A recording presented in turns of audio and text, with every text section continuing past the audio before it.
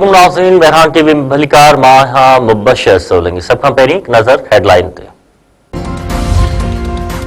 वफाकी हुकूमत पारां KPK मां अफगान कैंप ख़त्म करण जो ऐलान। घर वज़ीर मौसम नक़वी चयो आहे त मुल्क अंदर जेतिरा बि हमला थिया आहिनि उन्हनि में अफ़गानी मुलविस आहिनि। पेशावर में FC हेडक्वार्टर ते हमले में अफ़गानी मुलविस निकिता। इस्लामाबाद जुडिशियल कॉम्प्लेक्स ते हमलो बि अफ़गान दहशतगर्दनि कयो। लाहौर में प्रेस कॉन्फ्रेंस कंदे घर वज़ीर वधीक चयो त पंजाब, सिंध ऐं बलूचिस्तान मां अफ़गानियुनि जी नेकाली जो सिलसिलो जारी आहे, पर KPK में अफ़गानियुनि जे हवाले सां मुश्किलातूं आहिनि। हर SHO जी ज़िम्मेवारी आहे त अफ़गान शहरनि खे कढे। फील्ड मार्शल सैयद आसिम मुनीर सां मिस्र जे परॾेही वज़ीर जी मुलाक़ात।